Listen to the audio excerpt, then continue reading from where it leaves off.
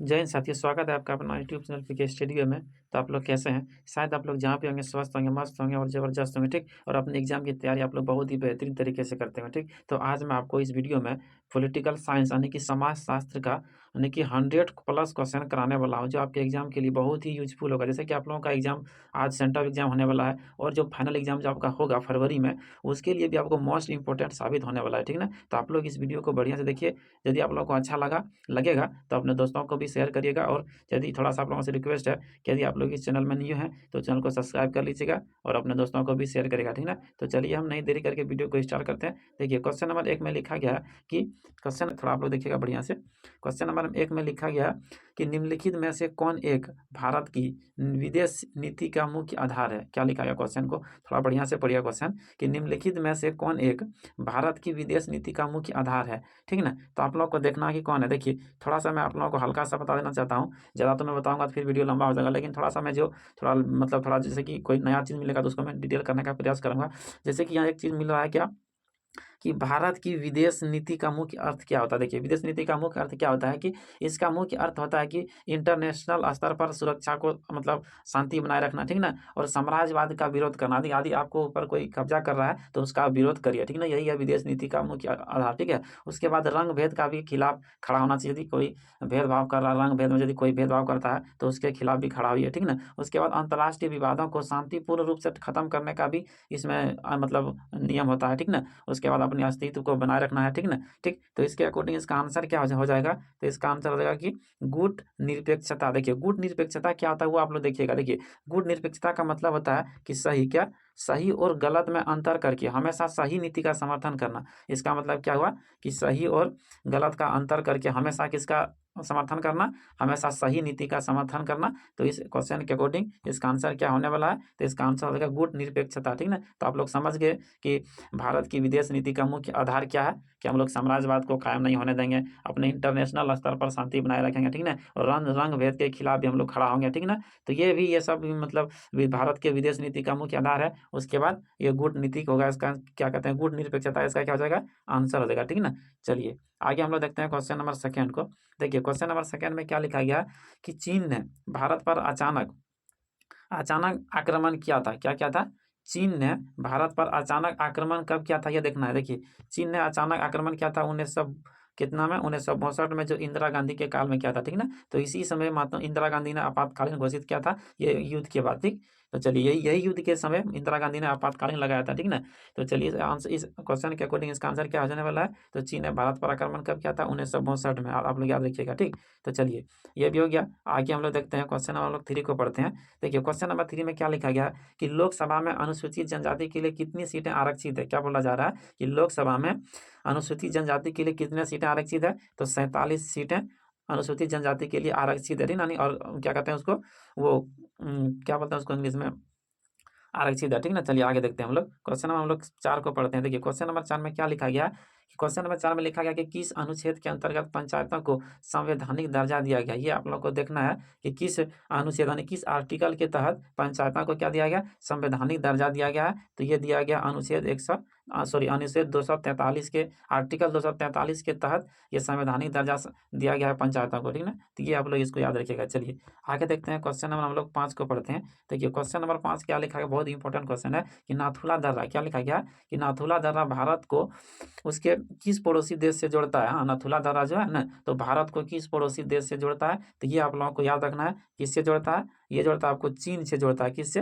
तो चीन से जोड़ता है नाथुला दर्रा, ठीक ना? तो ये आप लोग इसको याद रखिएगा। चलिए अब क्वेश्चन नंबर हम लोग 6 को पढ़ते हैं। देखिए क्वेश्चन नंबर 6 में क्या लिखा गया कि 20 सूत्री कार्यक्रम का उद्देश्य क्या था? हाँ, यानी कि 20 सूत्री कार्यक्रम का उद्देश्य क्या था? तो इसका उद्देश्य क्या था? सी नंबर क्या हो जाएगा कि खाद्यान्न में आत्मनिर्भरता। देखिए खाद्यान्न मतलब आप लोग जानते हैं, जो हम लोग खाने पीने का जो चीज़ होता है ना, उसके ऊपर हम लोग आत्मनिर्भरता क्यों करते हैं, ठीक ना? तो वही है, ठीक ना? यानी सेल्फ कॉन्फिडेंस जिसको हम लोग बोलते हैं। चलिए आगे देखते हैं। चलिए क्वेश्चन नंबर हम लोग 7 को पढ़ते हैं। क्वेश्चन नंबर 7 में लिखा गया कि भारत में वास्तविक कार्यपालिका शक्ति का प्रयोग कौन करता है? तो वास्तविक कार्यपालिका का शक्ति का प्रयोग कौन करता है? तो ये प्रधानमंत्री करता है, ठीक है। देखिए आप लोग इसको याद रखिएगा, ठीक है ना। कौन करता है? तो प्रधानमंत्री करता है, ठीक है ना। जैसे कि देखिए थोड़ा सा बताता हूँ, कार्यपालिका आप लोग जानते होंगे, उसके बाद आप लोग विधायिका पढ़ेंगे, उसके बाद आप लोग न्यायपालिका पढ़ेंगे, ठीक है ना। तो विधायिका क्या करता है कि नियम कानून को बनाता है, विधायिका, ठीक है ना, पालन करवाता है कार्यपालिका। उसके बाद न्यायपालिका, उस पर यदि कोई पालन नहीं कर रहा है तो वो क्या करते हैं, वो फैसला सुनाने का काम न्यायपालिका करता है, ठीक है ना। चलिए आगे देखते हैं, क्वेश्चन नंबर 8 को पढ़ते हैं। देखिए क्वेश्चन नंबर 8 ही बहुत अच्छा क्वेश्चन है। लिखा गया कि पंचायत समिति का प्रमुख कौन होता है, ठीक है ना। तो पंचायत समिति का प्रमुख कौन होगा? सरपंच साहब होंगे। कौन होंगे? सरपंच साहब होगा। ना मुखिया होगा, ना प्रमुख होगा, ना पंचायत सेवा होगा। होगा कौन? ये होगा आपका सरपंच साहब, ठीक है ना। ये आप लोग याद रखिएगा। चलिए आगे देखते हैं, क्वेश्चन नंबर 8 को पढ़ देखिए। क्वेश्चन नंबर 8 में क्या लिखा गया कि मैकमोहन रेखा कहाँ है, ठीक ना। तो ये मैकमोहन रेखा कहाँ है? तो मैकमोहन रेखा देखिए चीन और भारत के बीच में जो लाइन खींचा गया है ना, उसको मैकमोहन लाइन कहते हैं। वो कहाँ है? ये अरुणाचल प्रदेश में। कहाँ? अरुणाचल प्रदेश में, ठीक ना। तो ये आप लोग याद रखिए, बहुत ही अच्छा क्वेश्चन है, ठीक। चलिए आगे हम लोग देखते हैं, क्वेश्चन नंबर 10 को पढ़ते हैं। देखिए क्वेश्चन नंबर 10 में क्या लिखा गया कि भारत के संविधान के किस भाग को संविधान की आत्मा कहा जाता है? हाँ, भारत के संविधान के किस भाग को संविधान की आत्मा, हाँ, आत्मा हम लोग किसको कहेंगे? आत्मा हम लोग किसको कहेंगे? तो हम लोग कहेंगे क्या? प्रस्तावना। जैसे कि आप लोग एनसीईआरटी का हर एक बुक पढ़ते होंगे तो उसका पहला पेज में लिखा है कि भारतीय संविधान का प्रस्तावना। जैसे उसमें लिखा गया है ना कि हम भारत के लोग भारत को एक संपूर्ण प्रभुत्व संपन्न समाजवादी पंथ निरपेक्ष लोकतंत्रात्मक गणराज्य बनाने के लिए, इस तरह का जो उसमें जो मतलब जो लिखा हुआ है कंटेंट, उसको हम लोग प्रस्तावना बोलते हैं। यानी कि वो संविधान का आत्मा है, ठीक ना। यानी कि जो संविधान, जैसे कि हम लोग कोई भी चैप्टर पढ़ते हैं उसके पहले जो डिटेल दिया रहता है ना, उससे समझ जाते हैं कि वो आगे क्या क्या लिखा हुआ है, ठीक ना। तो वही जो प्रस्तावना है संविधान का, उससे हम लोग संविधान का जो मूल जो बात लिखा हुआ है ना, वो प्रस्तावना सही, ठीक ना। तो आप लोग याद रखिएगा, इसका आंसर क्या होगा? बहुत ही अच्छा क्वेश्चन है ये। आप लोग 12th के बाद भी आपको कोई कंपटीशन का तैयारी करते कीजिएगा ना, तो उसमें भी आपको ये देखने को मिलेगा, ठीक ना। यानी कि भारत के संविधान के किस भाग को हम लोग आत्मा कहते हैं? तो ये प्रस्तावना कहेंगे, ठीक ना। तो चलिए हम लोग लेट नहीं करके आगे बढ़ते हैं। क्वेश्चन नंबर देखिए, क्वेश्चन नंबर, चलिए थोड़ा सा देख लेते हैं। देखिए क्वेश्चन नंबर क्या है? क्वेश्चन नंबर 11 में क्या लिखा गया कि वैश्वीकरण है। हाँ, वैश्वीकरण क्या है? ये एक बहुआयामी प्रक्रिया है। क्या है? ये बहुआयामी है, ठीक ना। ये आप लोग याद रखिएगा, बहुआयामी परिघटना है, ठीक ना। तो ये आप लोग याद रखेंगे, ठीक ना। चलिए देखिए, ज़्यादा मैं डिटेल करूंगा तो वीडियो थोड़ा लंबा होगा, तो आप लोगों को रिवीजन करने का टाइम अभी ना, इसलिए मैं वीडियो को उतना नहीं बता करके थोड़ा सा मैं जो थोड़ा, जैसे कि जो कोई नया चीज़ होगा उसको मैं डिटेल करूंगा। ये आप लोग जानते हैं, वैश्वीकरण जानते होंगे, ठीक ना। चलिए ज़्यादा लेट करेंगे तो वीडियो थोड़ा लंबा, क्योंकि 100+ क्वेश्चन इसमें आपको मोस्ट इंपोर्टेंट क्वेश्चन मिलेगा, जो आपको सेंटर ऑफ एग्जाम में भी देखने को मिल सकता है, ठीक ना। और आने वाला एग्जाम के लिए तो ये मोस्ट मतलब ये रामबाण साबित होगा। यानी कि जैसे कि आपका एग्जाम जो फाइनल एनुअल एग्जाम होगा 2024 में जो होगा ना, 26 फरवरी को या 1 मंथ के बाद, तो इसमें आपको ये रामबाण साबित होगा, ठीक ना। तो ये आप लोग इस वीडियो को अच्छा से देख लीजिएगा और अपने दोस्तों को शेयर करिएगा, और चैनल को लाइक भी और शेयर सब्सक्राइब भी करिएगा, ठीक ना। चलिए हम लोग क्वेश्चन नंबर 12 को पढ़ते हैं। देखिए क्वेश्चन नंबर 12 में क्या लिखा गया है कि निम्न में से कौन संयुक्त राष्ट्र संघ की एक आधिकारिक भाषा नहीं है?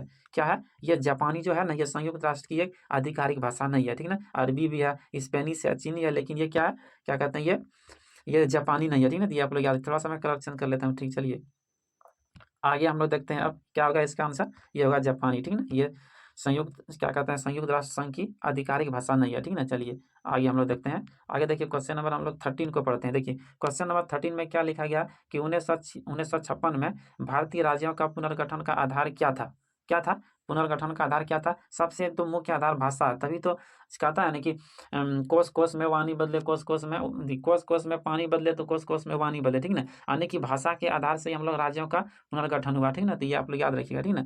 चलिए आगे हम लोग देखते हैं, क्वेश्चन नंबर हम लोग 14 को पढ़ते हैं। देखिए क्वेश्चन नंबर 14 में लिखा गया कि भारत में 1946 की अंतरिम सरकार किस योजना के तहत बनी थी? ये कैबिनेट मिशन के तहत बनी थी, ठीक ना। ये आप लोग याद रखिएगा, किसके तहत बनी थी? कैबिनेट मिशन के तहत बनी थी ना। ये जो भारत छोड़ो आंदोलन के बाद में आया था, ठीक है। ठीक, चलिए आगे हम लोग देख लेते हैं। क्वेश्चन नंबर 15 में देखिए क्या लिखा गया कि भारत में पहला आम चुनाव कब हुआ था? भारत में पहला आम चुनाव कब हुआ था? 1900 कितना में हुआ था? 1952 में हुआ था। ये आप लोग याद रखिएगा, मोस्ट इंपोर्टेंट क्वेश्चन है, ठीक ना। तो चलिए क्वेश्चन नंबर हम लोग 16 को पढ़ते हैं। देखिए क्वेश्चन नंबर 16 में क्या लिखा गया कि भारतीय जनसंघ के संस्थापक कौन थे? हाँ, भारतीय जनसंघ के संस्थापक कौन थे? ये थे श्यामा प्रसाद बनर्जी थे, ठीक ना। कौन थे? श्यामा प्रसाद बनर्जी थे भारतीय जनसंघ के संस्थापक। कौन? श्यामा प्रसाद बनर्जी। हाँ, चलिए आगे हम लोग देख लेते हैं। क्वेश्चन नंबर 17 में देखिए क्या लिखा गया कि भारत का संविधान कब लागू हुआ? जैसे कि आप लोग भारत का जो प्रस्तावना जो जो लिखा हुआ है ना ऊपर में, तो लास्ट में हम लोग लिखते हैं कि इस संविधान को 26 नवंबर 1949 को अंगीकृत, अधिनियमित और आत्मप्रेरित करते हैं। तो इसीलिए इसका आंसर क्या होने वाला है? ये 26 नवंबर 1949 को हम लोग संविधान को अंगीकृत, आत्मप्रेरित और अधिनियमित किया, ठीक ना। तो इसका इस क्वेश्चन का कोई आंसर क्या होने वाला है? चलिए आगे हम लोग देख लेते हैं। ठीक ना। ये क्वेश्चन के अकॉर्डिंग आंसर क्या आने वाला है, ये 26 नवंबर 1949 को हम लोग संविधान लागू हुआ था, ठीक ना। तो चलिए आगे देख लेते हैं हम, ठीक। आगे देखिए क्वेश्चन नंबर कितना लिखा है, 18 में क्या लिखा गया कि मंडल आयोग का अध्यक्ष कौन था, ठीक ना। कौन था कि मंडल आयोग का अध्यक्ष कौन था, देखिए इसका ऑप्शन नंबर ये सी जो लिखा है ना, बिंदेश्वरी प्रसाद मंडल, यही था कौन था।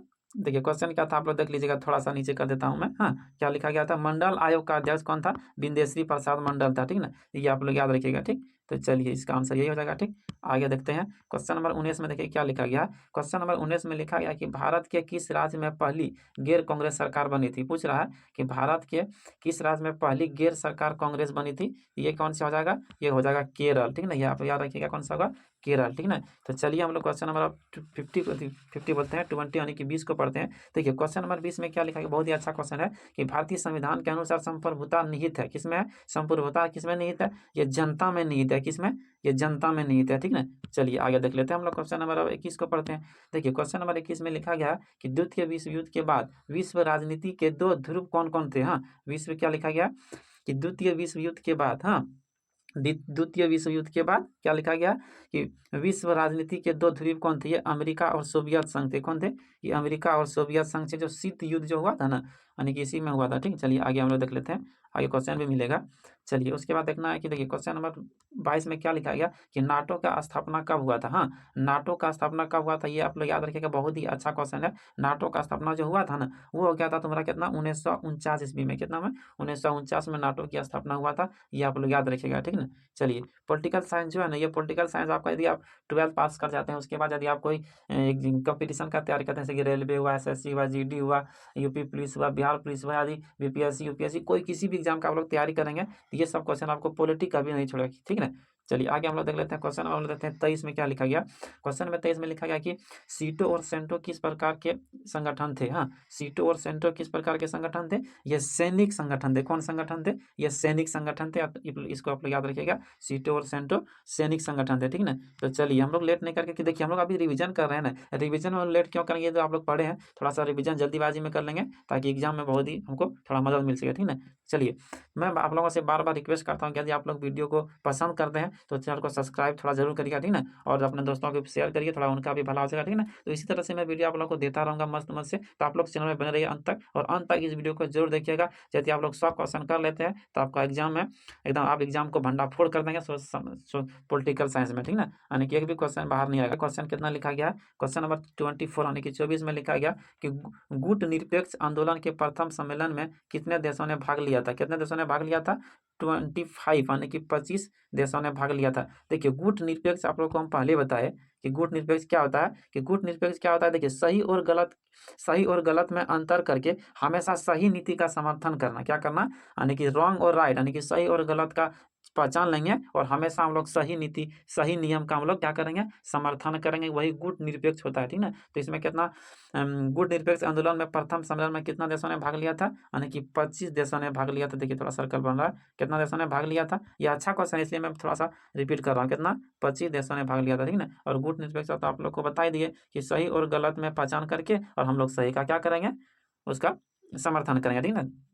चलिए क्वेश्चन नंबर 25 में देखिए क्या लिखा गया कि सोवियत संघ ने कौन सा सैनिक गुट बनाया था। सोवियत संघ जो था ना, उसने कौन सा सैनिक गुट बनाया था, तो वो आप लोग क्वेश्चन को थोड़ा ठीक से पढ़िए। क्या लिखा गया कि सोवियत संघ ने कौन सा बनाया था, ये वारसा संधि बनाया था। देखिए नीचे इसका ऑप्शन लिखा गया होगा, क्या है, वारसा संधि। कौन सा, ये वारसा संधि जो था ना, ये बनाया था, ठीक। चलिए आगे हम लोग देखते हैं क्वेश्चन नंबर 26 में देखिए क्या लिखा गया। क्वेश्चन नंबर 26 में लिखा गया क्यूबा, क्या लिखा है, क्यूबा मिसाइल का संगठन बोलते हैं कि क्यूबा मिसाइल संकट निम्न में से किससे संबंधित है। क्या लिखा गया, क्यूबा। हाँ, थोड़ा क्वेश्चन को थोड़ा आप लोग बढ़िया से पढ़िएगा कि क्यूबा मिसाइल संकट निम्न में से किससे संबंधित है, ये सोवियत संघ से संबंधित है। किससे, सोवियत संघ से संबंधित है। मोस्ट इंपोर्टेंट क्वेश्चन है, ठीक ना। तो चलिए आगे हम लोग देख लेते हैं क्वेश्चन नंबर 27 में क्या लिखा गया कि 27 में लिखा गया कि सोवियत संघ का विघटन कब हुआ था। सोवियत संघ का विघटन सन 1991 में हुआ था। कब हुआ था, सन 1991 में हुआ था, ठीक ना। यानी सोवियत संघ का विघटन कब हुआ था, सन 1991 में, ठीक। चलिए आप लोग याद रखिएगा इसको। आगे हम लोग पढ़ते हैं क्वेश्चन नंबर 28 में देखिए क्या लिखा गया। क्वेश्चन नंबर 28 में लिखा गया कि संयुक्त राष्ट्र संघ की स्थापना कब हुआ था। इसका स्थापना सन 1945 में हुआ था। कब हुआ था, संयुक्त राष्ट्र की स्थापना सन 45 में, इसलिए इसको आप लोग याद रखिए, ठीक ना। चलिए आगे हम लोग पढ़ते हैं, क्वेश्चन नंबर कितना है, देखिए क्वेश्चन नंबर कितना है 29 में क्या लिखा गया, शीत युद्ध, हाँ शीत युद्ध के संदर्भ में डी, देखो ये बड़ा अच्छा क्वेश्चन है, देखिए थोड़ा मैं आप लोगों को बता देना चाहता हूँ क्या लिखा गया कि शीत युद्ध के संदर्भ में एलडीसी से क्या अभिप्राय, देखिए एल क्या लिखा है थोड़ा देखिए, एलडीसी का मतलब होता है कि आप लोग LEST लीस्ट डेवलप्ड कंट्री, यानी कि तो जो थोड़ा जो कम विकसित जो देश होता है ना, यानी कि अल्प विकसित देश होता है उसको हम लोग LDC बोलते हैं, और जो ज़्यादा विकसित देश होता है उसको हम लोग क्या बोलते हैं, क्या बोलते हैं, MDC, यानी कि मोर डेवलपमेंट कंट्री, और ये हो गया लेस डेवलपमेंट कंट्री बोलेंगे या तो लीस्ट डेवलपमेंट कंट्री बोलेंगे, ठीक ना। यानी कि LDC में कौन कौन आएगा, आपका अफगानिस्तान हो जाएगा, आपका जिम्बाब्वे हो जाएगा, ठीक ना, जिम्बाब्वे हो गया, उसके बाद आपका बांग्लादेश होगा, ये क्या LDC में आएगा। ये MDC में क्या होगा, यानी कि मोर डेवलपमेंट कंट्री में जैसे कि यूनाइटेड स्टेट ऑफ अमेरिका आएगा, हाँ यूनाइटेड किंगडम होगा, ये सब क्या है मोर डेवलपमेंट कंट्री है, इसको हम लोग MDC बोलेंगे, और LDC का मतलब जो थोड़ा कम विकसित है, ठीक ना। तो इसका आंसर क्या हो जाएगा, LDC लिखा गया है, तो इसके अकॉर्डिंग आंसर हो गया अल्प विकसित देश, हाँ शीत युद्ध के संदर्भ में LDC से क्या अभिप्राय है, तो अल्प विकसित देश से अभिप्राय है, ठीक। चलिए क्वेश्चन नंबर 30 को पढ़ लीजिए। क्वेश्चन नंबर 30 में लिखा गया है कि द्वितीय विश्व युद्ध के बाद के काल में अमेरिका और सोवियत संघ के बीच की दुश्मनी मानी जाती है, ये दुश्मनी क्या मानी जाती है, शीत युद्ध के रूप में मानी जाती है, शीत बोलते हैं, शीत युद्ध के रूप में दुश्मनी मानी जाती है, ठीक ना। देखिए शीत युद्ध क्या होता है थोड़ा सा बता देता हूँ, देखिए शीत युद्ध जो होता है ना, यानी कि संयुक्त राष्ट्र अमेरिका और सोवियत, क्या लिखे हैं कि संयुक्त राष्ट्र अमेरिका और सोवियत रूस के बीच उत्पन्न तनाव की स्थिति को, हाँ यानी कि क्या हुआ कि सोवियत संघ और जो संयुक्त राष्ट्र अमेरिका है इसका बीच में जो तनाव का स्थिति होता है ना, तनाव का स्थिति को हम लोग क्या सोवियत मतलब तनाव की स्थिति को हम लोग शीत युद्ध के रूप में जानते हैं, ठीक ना। चलिए आगे हम लोग देखते हैं क्वेश्चन नंबर हम लोग अब पढ़ते हैं 31 को। देखिए क्वेश्चन नंबर 31 में क्या लिखा गया कि निम्न में से कौन भूमिबद्ध देश है, ठीक क्या है कि भूमिबद्ध देश है, ये कौन सा देश है, ये आप लोग याद रखिएगा नेपाल है, क्या नेपाल है, ठीक ना। जिसको आप लोग याद रखिएगा 31 नंबर आंसर क्या हो जाएगा नेपाल, ठीक ना। चलिए अब हम लोग क्वेश्चन नंबर 32 को पढ़ते हैं। देखिए क्वेश्चन नंबर 32 में क्या लिखा गया, आप लोग याद करिएगा बढ़िया से।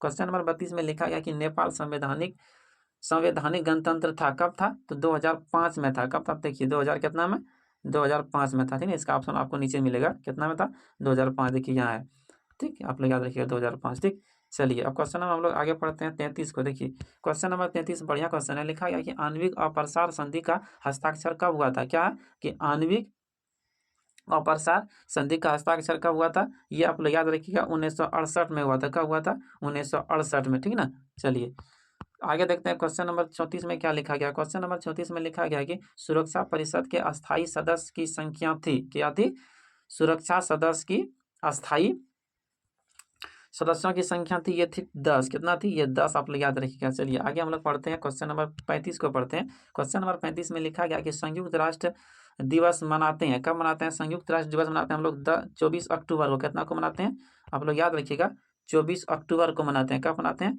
24 अक्टूबर को संयुक्त राष्ट्र दिवस मनाते हैं, ठीक ना। चलिए क्वेश्चन नंबर हम लोग अब पढ़ते हैं 36 को। देखिए 36 नंबर में क्या लिखा गया कि निम्न में से कौन G8 यानी कि G8 का सदस्य नहीं है, हाँ G8 का यानी कि G एक संगठन है, इसमें वो लोग 8 देश मिला के रहता है, इसमें ये कौन सा देश इसमें नहीं है वो आप लोग याद करेगा, ठीक ना। तो G8 में कौन सा देश नहीं है, ये कौन सा देश नहीं है, तो ये चीन जो है ना, जो चीन जो बहुत हरामी देश है, ये जो है ये G8 का संगठन का भाग नहीं है, ठीक ना, तो आप लोग याद रखिएगा। चलिए आगे हम लोग याद करते हैं क्वेश्चन नंबर 37 में क्या लिखा गया है कि महासभा, क्या कि महासभा के कुल सदस्यों की संख्या है, ठीक ना। तो महासभा में कुल सदस्यों की संख्या कितनी होगी, ये 192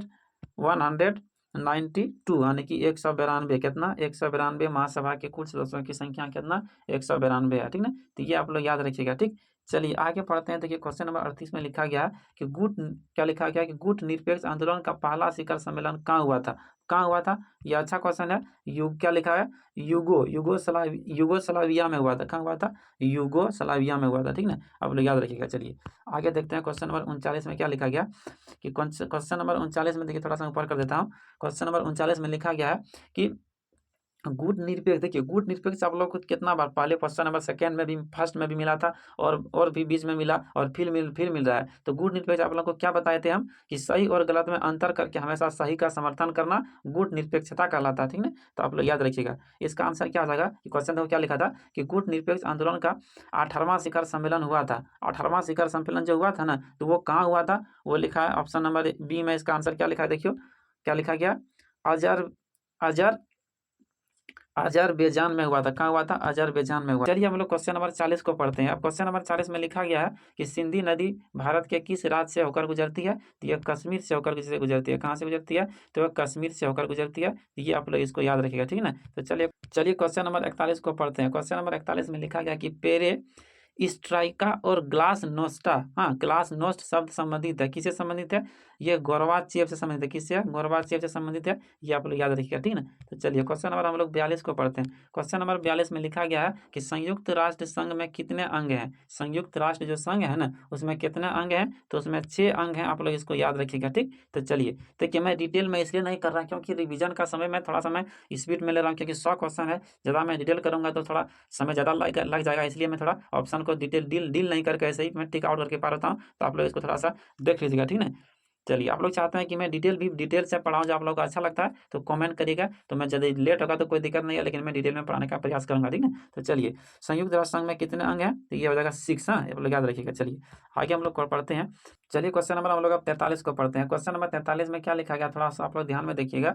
43 में लिखा गया कि यूक्रेन अवस्थित है। यूक्रेन कहाँ अवस्थित है, तो यूक्रेन यूरोप में अवस्थित है। कहाँ है, यूरोप में अवस्थित है, ठीक ना। यानी कि एशिया में क्या है, तो एशिया में भारत है। क्या है, भारत है। और एशिया में कुल यानी कि 49 देश है, आप लोग याद रखिएगा, ठीक ना। तो हम लोग इसी क्वेश्चन के अकॉर्डिंग यूक्रेन कहाँ अवस्थित है, तो यूरोप में अवस्थित है, ठीक ना। तो आप लोग याद रखिएगा कि महादेश कितने होते हैं, कि महादेश 7 होते हैं, महासागर 5 होते हैं। ये आप लोग थोड़ा सा आप लोग पढ़ेंगे भूगोल में, ये यहाँ बताने का जरूरी नहीं ना। ये पॉलिटिकल साइंस में थोड़ा सा आप लोग देख लीजिए, यूक्रेन यूरोप में, कहाँ है, यूरोप में, ठीक ना। तो चलिए अब क्वेश्चन नंबर हम लोग 44 को पढ़ते हैं। क्वेश्चन नंबर 44 में लिखा गया है कि ऑपरेशन डेटर थंडर संबंधित है। कहाँ से संबंधित है, ये आप लोग याद रखिएगा, बंगाल खाड़ी बोलते हैं, खाड़ी यानी कि खाड़ी युद्ध से संबंधित है। किससे संबंधित है, खाड़ी युद्ध से संबंधित है, ठीक ना। ऑपरेशन डेटर थंडर, ठीक। चलिए आगे हम लोग पढ़ते हैं। क्वेश्चन नंबर 45 में देखिए क्या लिखा गया है। क्वेश्चन नंबर 45 में लिखा गया है कि निम्न में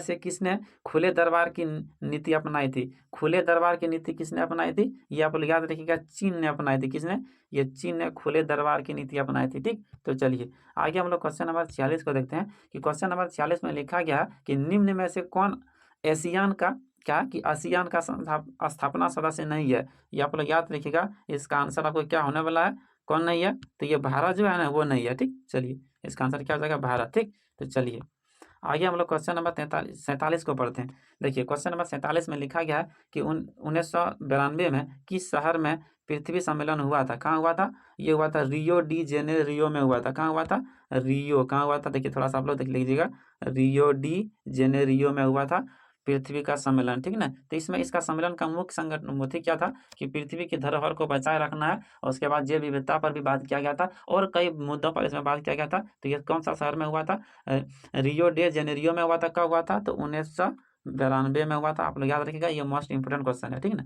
चलिए आगे देखते हैं क्वेश्चन नंबर 48 में क्या लिखा गया है। क्वेश्चन नंबर 48 में लिखा गया कि भूमंडलीकरण का अर्थ होता है। तो भूमंडलीकरण का अर्थ क्या होता है, भूमंडलीकरण का अर्थ मुक्त आर्थिक आदान प्रदान भी होता है, राजनीतिक आदान प्रदान भी होता है, और सामाजिक आदान प्रदान भी होता है। और तो इसलिए इसका आंसर क्या आ जाएगा, उपरोक्त में सभी, यानी कि ऑल ऑफ दी, यानी कि इनमें से सभी, इसका आंसर होगा ऑप्शन नंबर 4, ठीक है ना। चलिए आगे चलिए अब क्वेश्चन नंबर हम लोग 49 को पढ़ रहे हैं। क्वेश्चन नंबर 49 में क्या लिखा गया कि यूएनए विमेन की स्थापना हुआ था। हाँ यूएनए विमेन की स्थापना कब हुआ था, सन 2011 को हुआ था। कब हुआ था, सन 2011 में हुआ था। इसका ऑप्शन आपको नीचे मिलेगा, आप लोग देख लीजिएगा कब हुआ था।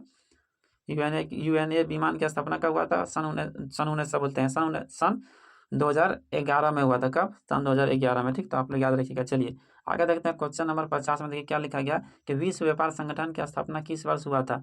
विश्व व्यापार संगठन की स्थापना कौन सा वर्ष हुआ था? 1995 को हुआ था। आप लोग याद रखिएगा कब हुआ था? 1995 को हुआ था, ठीक ना। तो चलिए आप लोग धैर्य बना के रखिए, वीडियो को अंत तक देखिएगा, क्योंकि इसमें मैं मोस्ट सेलेक्टेड यानी कि 100 क्वेश्चन लिया हूँ, जिसमें आप लोग को एग्जाम में आप लोग भंडाफोड़ एग्जाम को करिएगा, ठीक ना। तो इसलिए आप लोग वीडियो को अंत तक देखिएगा।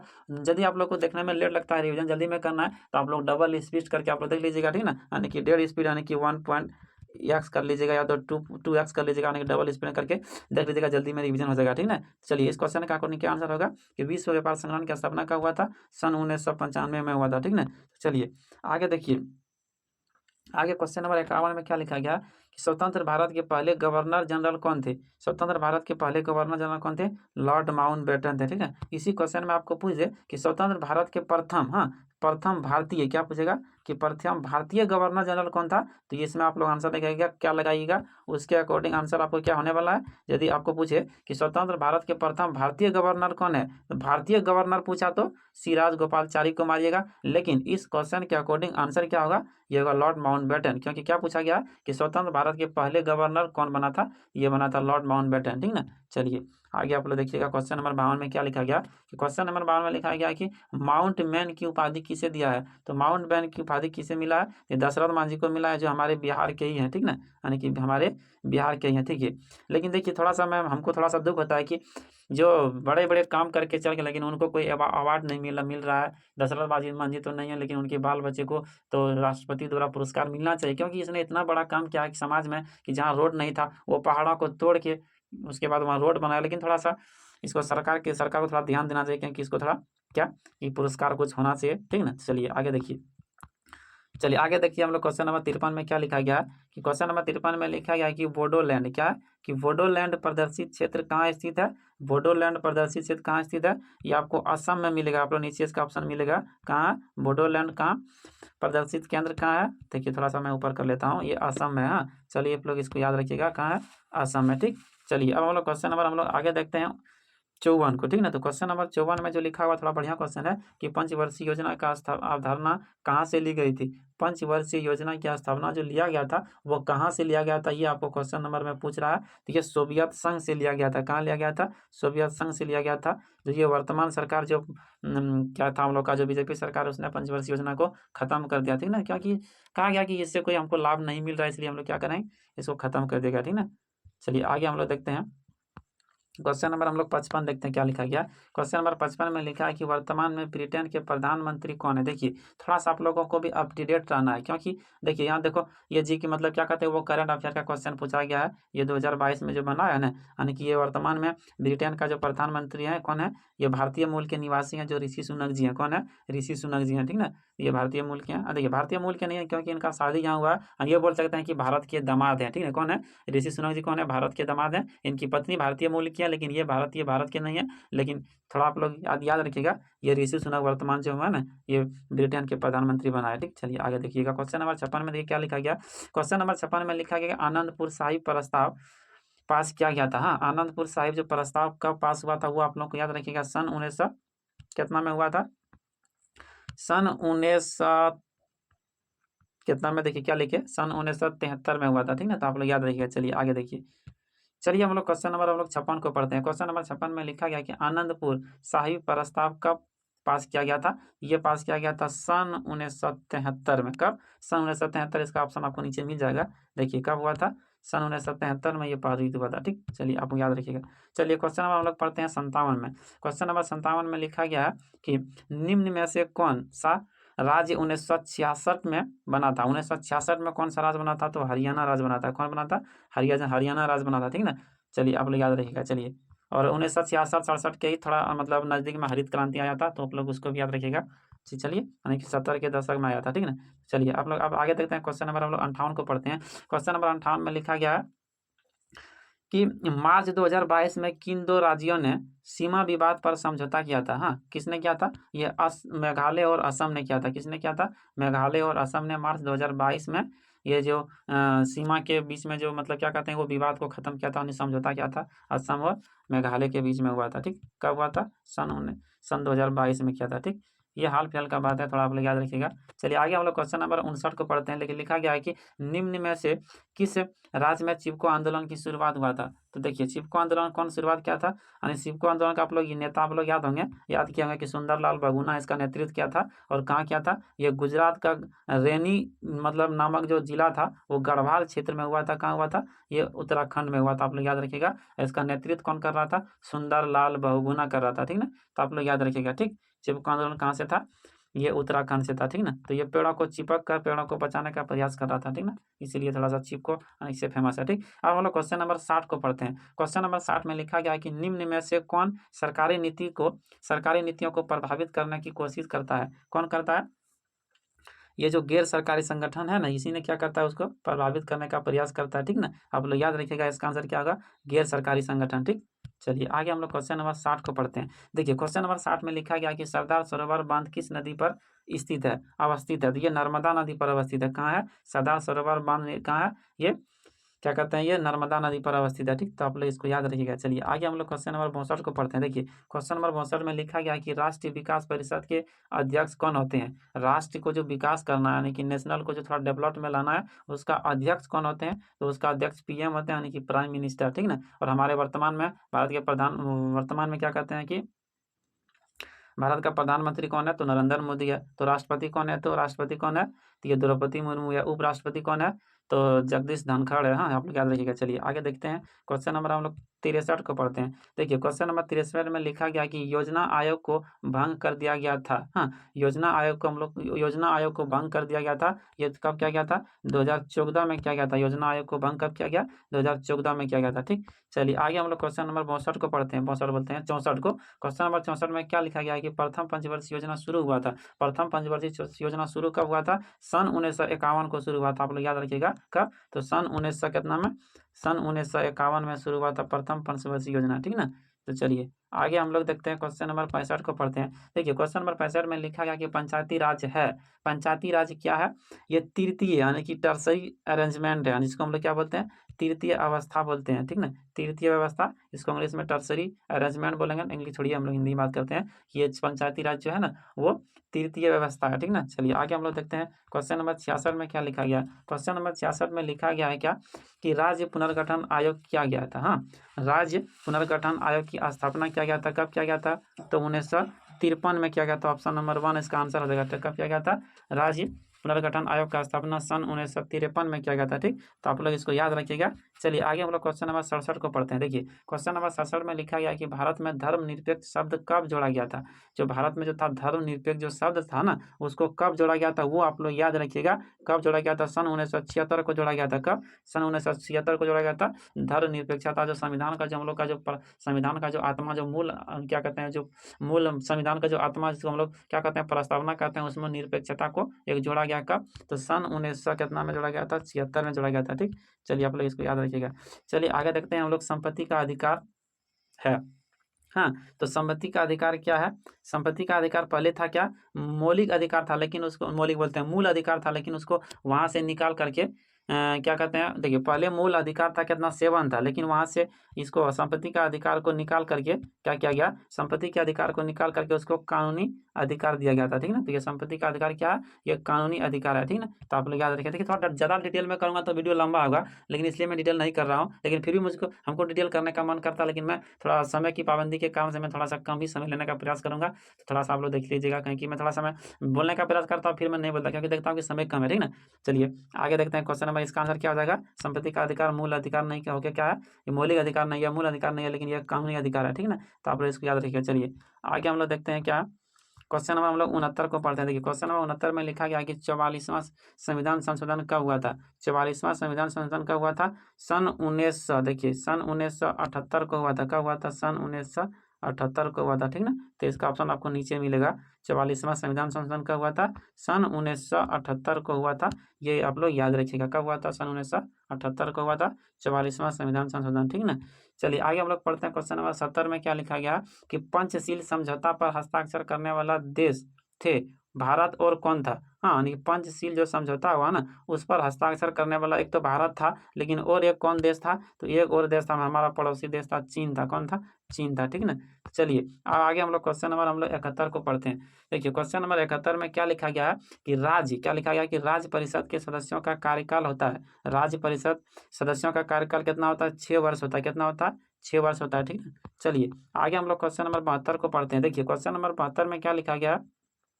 क्वेश्चन नंबर जो 72 है उसमें लिखा गया है कि भारत के संविधान में मूल कितने अध्याय हैं? भारत के संविधान में मूल कितना अध्याय है? तो ये मूल अध्याय कितना है? ये 25 यानी कि 25 अध्याय है। कितना है? 25 अध्याय है, ठीक है। तो आप लोग याद रखिएगा। चलिए आगे हम लोग देखते हैं क्वेश्चन नंबर 73 में क्या लिखा गया। क्वेश्चन नंबर 73 में लिखा गया अनुच्छेद 18 संबंधित है। अनुच्छेद 18 किससे संबंधित है? तो वो आप लोग याद रखिए। देखिए अनुच्छेद 18 तो आप लोगों को बता दूंगा मैं कि पद और उपाधि से, किससे? पद और उपाधि से संबंधित है, ठीक ना। तो आप लोग देखिएगा पद और उपाधि कौन सा ऑप्शन में मिलता है, ठीक। किससे संबंधित है? अनुच्छेद 18 यानी आर्टिकल 18 जो है ना, वो पद और उपाधि से संबंधित रखता है, ठीक ना। चलिए पद और उपाधि किस में मिला? देखिए तो ऑप्शन नंबर 1 में भी पद उपाधि नहीं है, तो ये भी नहीं होगा, ये भी नहीं है, ये भी नहीं है, लेकिन इसका आंसर क्या हो जाएगा? इनमें से कोई नहीं, ठीक ना। यानी कि पद और उपाधि का इसमें आर्टिकल 18 में पद और उपाधि का बात किया गया, ठीक ना। तो इसका आंसर ऑप्शन नंबर डी होगा। ये भी हम इसका ऑप्शन सही नहीं दिया है ऑप्शन, ठीक है। चलिए अब क्वेश्चन नंबर हम लोग 74 को पढ़ते हैं। देखिए क्वेश्चन नंबर 74 में लिखा है कि भारत में राष्ट्रीय आपात की घोषणा कौन करता है? पहले मैं आप लोगों को ऊपर में ही बताए थे कि जो चीन और भारत के जो चीन ने भारत पर जो आक्रमण किया था, कब किया था? सन 1962 में किया था। कब किया था? सन 1962 में। तो उस समय इंदिरा गांधी जो प्रधानमंत्री थी, तो उसने क्या था? इंदिरा गांधी उसने क्या था? वो जो आपातकाल की जो घोषणा राष्ट्रपति करता है, कौन करता है? तो वो राष्ट्रपति करता है। तो आप लोग याद रखिएगा कौन क्या करता है। ये आप लोग राष्ट्रपति लगाइएगा ऑप्शन जहाँ भी एरर रहेगा, ठीक ना। चलिए इसका आंसर क्या होगा? राष्ट्रपति होगा, ठीक। चलिए आगे देखते हैं। अब क्वेश्चन नंबर हम लोग पढ़ते हैं 75 को। देखिए 75 नंबर क्वेश्चन में क्या लिखा गया कि शिमला समझौता किन दो देशों के बीच हुआ था? शिमला जो समझौता हुआ था ना, तो वो किन दो देशों के बीच हुआ था? कि भारत और पाकिस्तान के बीच हुआ था। जो शिमला जो समझौता हुआ था ना, यानी कि भारत और पाकिस्तान के बीच हुआ था, ठीक। तो आप लोग याद रखिएगा। चलिए क्वेश्चन नंबर 76 को पढ़ते हैं। देखिए क्वेश्चन नंबर 76 में लिखा गया कि पाकिस्तान में क्या है? पाकिस्तान में बोलते हैं, यानी कि पाकिस्तान से पूर्वी पाकिस्तान किस वर्ष अलग हुआ, ये आप लोगों को बताना है। यानी कि पाकिस्तान से पूर्वी पाकिस्तान किस वर्ष अलग हुआ है? तो यह हुआ है कितना? 1971 को हुआ है। कब हुआ?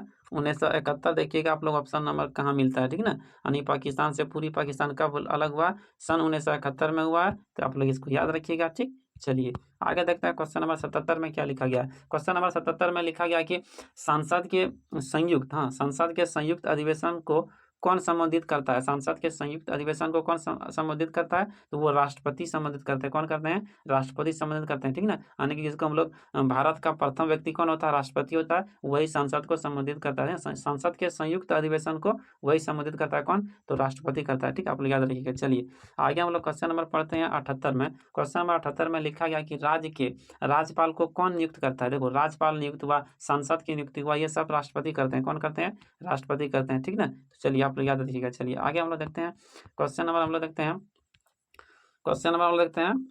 को। क्वेश्चन नंबर 79 में क्या लिखा गया है कि निम्न में से कौन सी नियुक्ति राष्ट्रपति के द्वारा नहीं की जाती है? ये आप लोग को देखना है कि राष्ट्रपति के द्वारा नहीं की जाती है। तो ये तो देखिए ये तो की जाती है, ये राज्यपाल का भी अभी बताएं की जाती है, प्रधानमंत्री का भी की जाती है, लेकिन ये जो लोकसभा का जो अध्यक्ष होता है ना, इसकी नियुक्ति राष्ट्रपति के द्वारा नहीं किया जाता है, ठीक ना।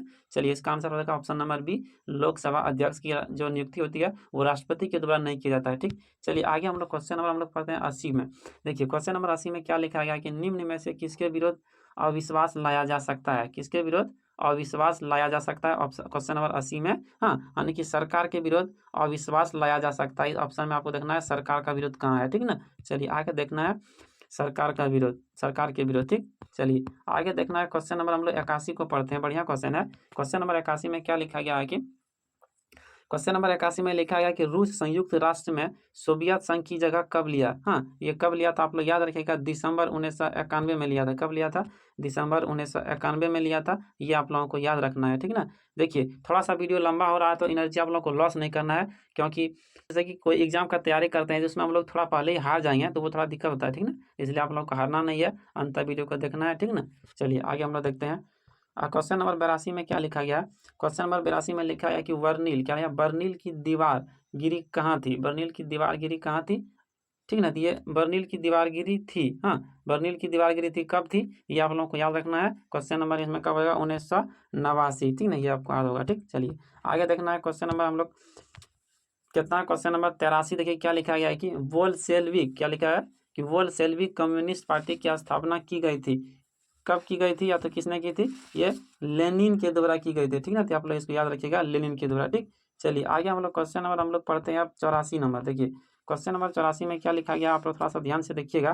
क्वेश्चन नंबर जो 44 है ना, आप लोग इसको बढ़िया से पढ़िएगा। देखिए क्वेश्चन नंबर जो 44 लिखा गया कि शीत, क्या लिखा गया कि शीत युद्ध कांड हुआ था। हाँ, शीत युद्ध कांड कब हुआ था ये आप लोगों को बताना है कि सन 1945 से सन 1991 के बीच हुआ था। कब हुआ था, सन 1945 से सन 1991 के। देखो शीत युद्ध आप लोगों को मैं पहले से ही बता रहा हूँ क्या है कि संयुक्त राष्ट्र अमेरिका और सोवियत संघ रूस के बीच उत्पन्न तनाव की स्थिति को जो प्रदर्शित करता है उसी को हम लोग शीत युद्ध कांड के नाम से जानते हैं। ठीक ना, ये कब हुआ था, सन 1945 से सन 1991 तक। ठीक, आप लोग याद रखिएगा। चलिए आगे हम लोग क्वेश्चन नंबर हम लोग अब पढ़ते हैं 85। देखिए अब मात्र 15 क्वेश्चन ही बचा है, तो कहते हैं ना कि अंत भला तो सब भला। ठीक ना, इसलिए आप लोग अंत तक देखिएगा बढ़िया से, क्योंकि लंबा क्वेश्चन यदि आप लोग इस वीडियो को देख लेते हैं तो आप लोग को मतलब सेंटर में एग्जाम में तो इसी से देखने को मिलेगा, और आने वाला एग्जाम में तो ये रामबाण साबित होगा। ठीक ना, इसको ब्रह्मास्त्र बोलते हैं। ठीक, तो आप लोग वीडियो को अंत तक देखिएगा जरूर। ठीक, और थोड़ा सा मैं रिक्वेस्ट करता हूँ कि मेरा कंटेंट आप लोगों को कैसा लगता है और मैं कैसा पढ़ा रहा हूँ, थोड़ा आप लोग कमेंट में बताइएगा।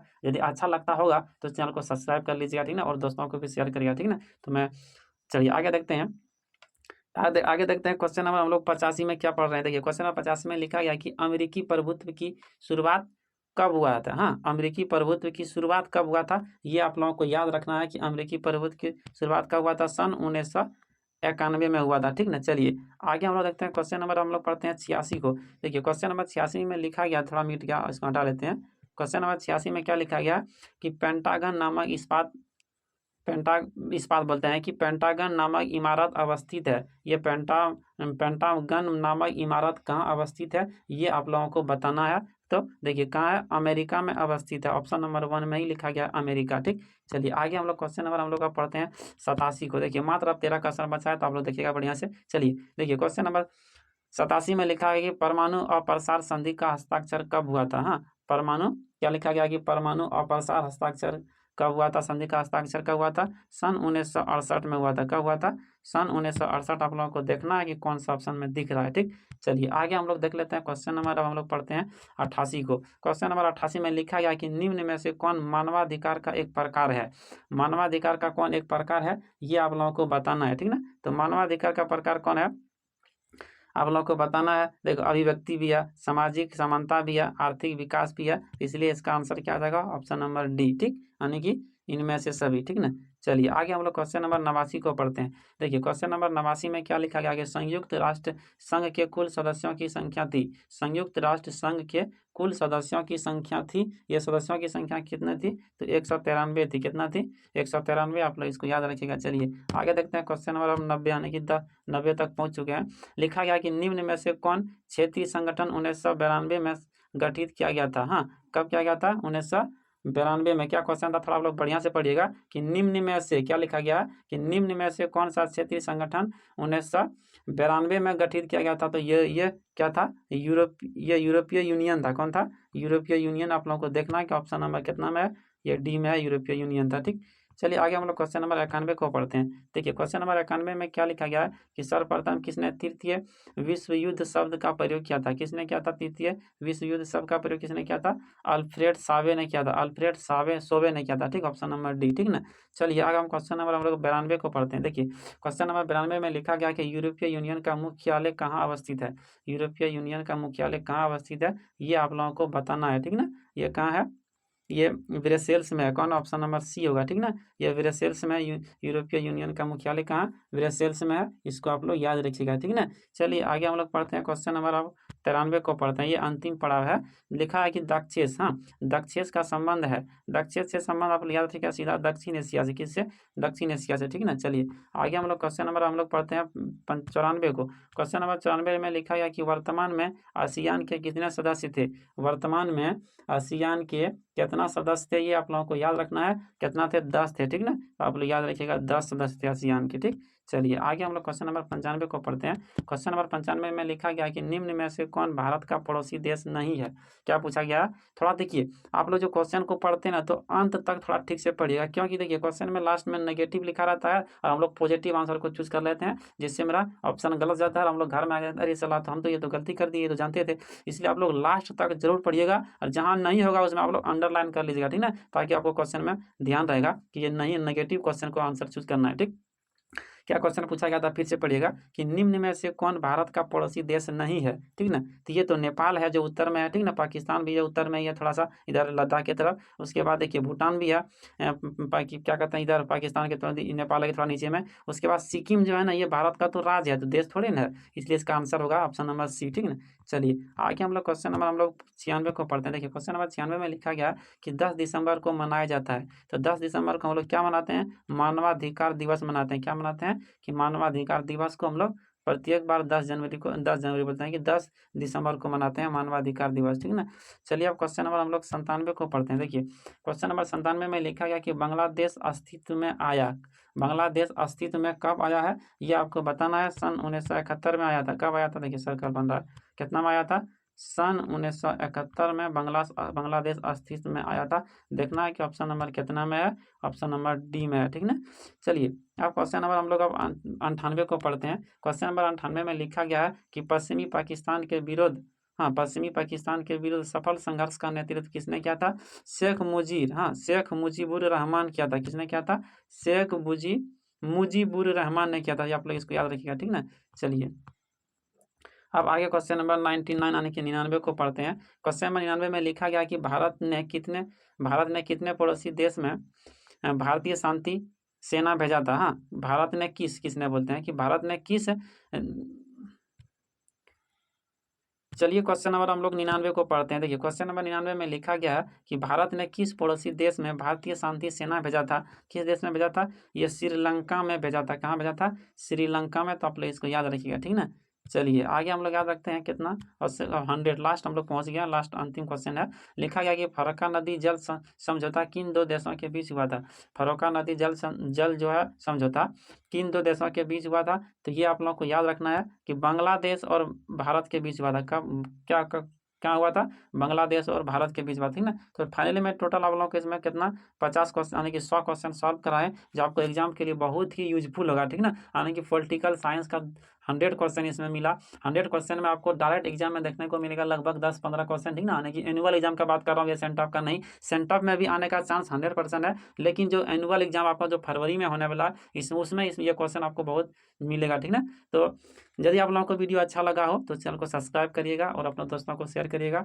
फिर मिलते हैं किसी अगले वीडियो में नेक्स्ट टॉपिक के साथ। तब तक आप लोग ध्यान रखिएगा और सुबह आप लोग यानी कि आज का एग्जाम आप लोग अच्छा से दीजिएगा। ठीक ना, चलिए फिर मिलते हैं नेक्स्ट वीडियो में किसी नेक्स्ट टॉपिक के साथ। तब तक के लिए धन्यवाद। आप लोग पढ़ते रहिए, मुस्कुराते रहिए और अपने एग्जाम की प्रिपरेशन करते रहिए। ठीक ना, चलिए धन्यवाद।